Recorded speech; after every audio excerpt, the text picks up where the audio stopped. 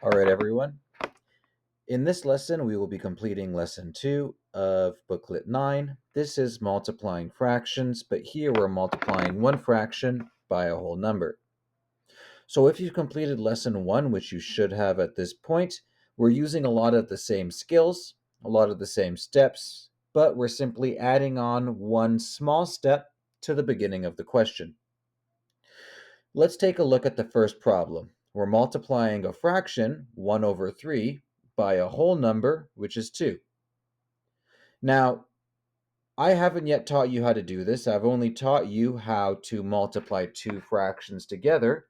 And the best strategy is actually to take this 2 and to turn it into a fraction.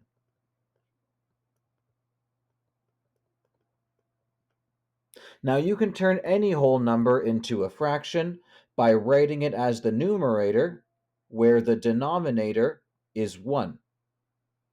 So this equation is kind of like 1 over 3 times 2 over 1. And now that you have two fractions, you're capable of multiplying them.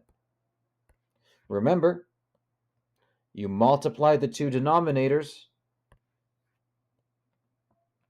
3 and 1, as well as multiplying the two numerators, 1 and 2.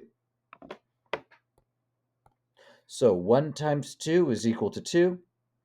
3 times 1 is equal to 3. Now, at the end of every question, you need to check to see if you can simplify. So we visit our factor chart, we find 2, we find 3, and the largest number that they have in common is 1. Now remember that when the GCF is equal to 1,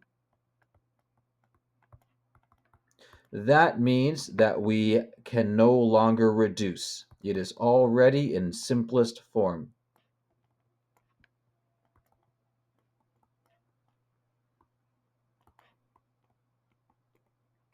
So the final answer is just 2 over 3.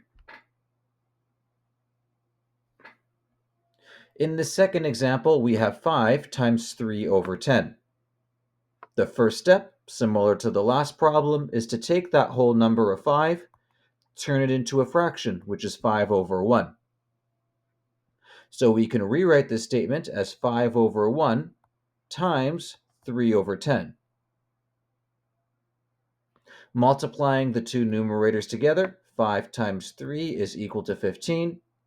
1 times 10 is equal to 10. So 15 over 10. Let's visit our factor chart. Erase our previous work. Here is 10. Here is 15. And the largest number that they have in common is 5. Remember that you can use this factor chart to make your division easier. 15 divided by 5, that's equal to 3. I know that because 3 is the partner to 5 on my chart. Similarly, 10 divided by 5 is equal to 2. I know that because 2 is the partner to 5 on my chart. So, either way, whether you're using mental math, a calculator, or the factor chart, you need to be able to tell me that 15 over 10 is equal to 3 over 2. That is your simplest form. Take a couple of minutes, try these last examples, and then make sure that your answers match mine. The first problem is 2 over 5 times 3, which we are going to write as 2 over 5 times 3 over 1. Multiplying the numerators together, 2 times 3 is equal to 6. Multiplying the denominators together, 5 times 1 is equal to 5. We take a visit over to our factor chart where we will find the numbers 5 and 6 and realize that the largest factor they have in common is 1. So I'm just going to leave a little note here that says the GCF is 1, and that's a reminder that we can't simplify. This is already in simplest form. The final example, 8 times 1 over 4. First thing we do is we take that whole number 8, write it as a fraction. 8 is the numerator, 1 is the denominator. We multiply that by 1 over 4. Now this multiplication is pretty easy, right? 8 times 1 is equal to 8. 1 times 4 is equal to 4. So we visit our factor chart. Here is 8. Here is 4.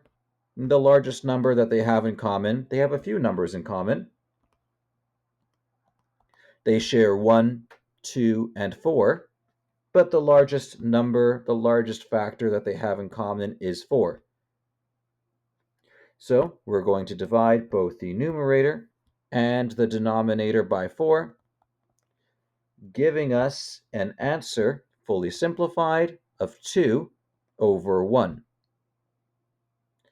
Now, remember that you can take a whole number and write it as a fraction by making the denominator 1, but you can go backwards too. If you have a fraction whose denominator is 1, you can just write that as a whole number, which in this case would just be 2.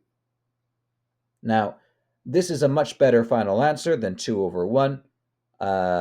So this, I would argue, is the true simplest form. Take some time, complete the worksheet, and as usual, let me know if you have any questions. Thank you.